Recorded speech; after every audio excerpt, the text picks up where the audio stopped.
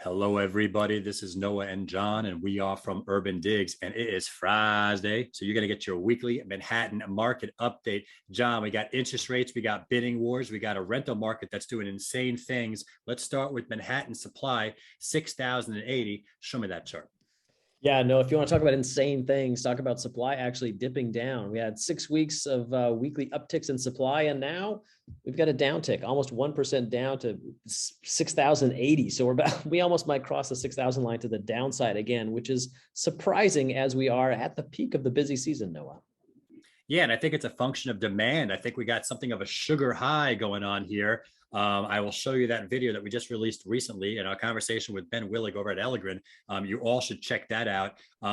Is there a surge of activity right now as buyers rush in to get a deal done? Is that taking listings out of supply a little faster? I don't know, but let's take a look at Manhattan pending sales, 4,727. Johnny, show me that chart.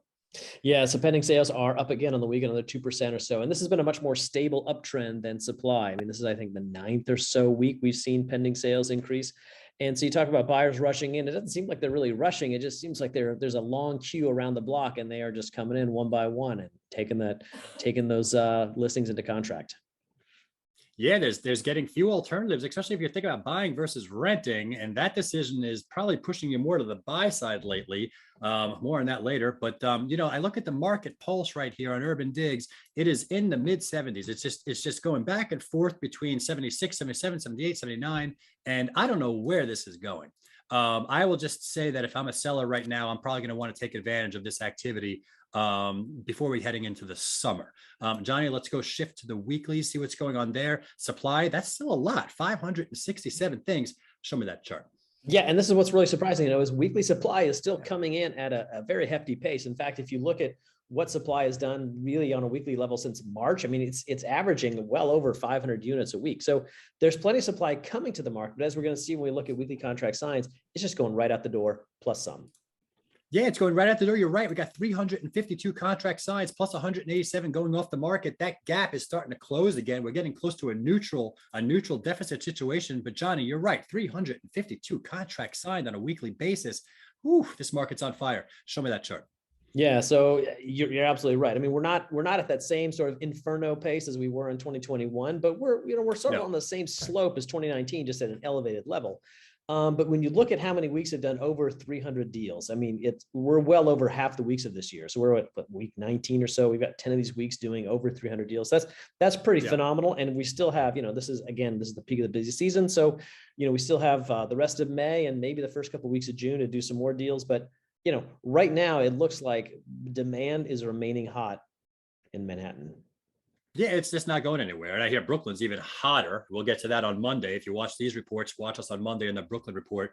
And again, I just want to stress that with all of the macro things that are going on today, we're giving you guys very early looks. Like, we are way ahead of the curve on this site. So if you want to know if there's going to be an impact between what's going on in the world and today, it may come at a later time, and this number will fall. I'm not saying I'm predicting it's going to fall, but like, if the market were to change, that number will fall. And when it does fall, we're going to see it. And right now I don't see it. And one of the ingredients is probably making it so that it's not falling is this rental market that is just doing crazy things. There's no advantages for Manhattan renters right now. And if I had to just describe this chart really quickly so you see what you're looking at, the blue bars at the bottom, that is going to be your beginning of your month inventory that we track, and look how low that is. The red line is going to be your new listing pace. How many new actives are coming on the market each month? Notice how low that is. And then take a look at your leased. Look at your leasing activity. Your leasing activity is going up. So if you're hearing stories of no supply and no inventory, and there's bidding wars for rental leases, this is what that looks like, Johnny. Yeah, totally agree. No, I mean, and really the two lines I'm paying most attention to are, I mean, just that slope of the lease line is just a lot steeper than new listings and inventory. So just as supply has a long way to go to sort of satiate the demand for sales, it's the same in rentals, if not more so right now. And, if you think about this, you think about where the market is right now, and the rental market hasn't even peaked. It's only beginning to kind of get into that busy season. So you're looking at June, July, August, where are prices going to be? Yeah, and I mean, we're going to go to price in a second, and that's the thing. I'm wondering if this market, we're reacting to the macro, we're reacting to the rate situation, we're reacting to the fact that we're in our peak season. Maybe there's another re-urbanization wave coming in to Manhattan. I mean, again, Ben was spot on. I love that conversation with Ben, and that's all happening right now. And when I look at rental rates, again, we only have, the data on the rental markets is good, but we have to question a lot of stuff. We don't have the closed data rental price. We do not have concessions. So we have the last ask, and that's what we could track. And when you look at that Manhattan median last ask, look at where we are. Like, look at that rise. And like, to me, I like how you drew the channel, because it shows, look how far down we went below the channel during this COVID period right over here. And now we're starting to get above this channel. And it's like, is this the early innings? Is this what it's going to be like for the next 3-6 months?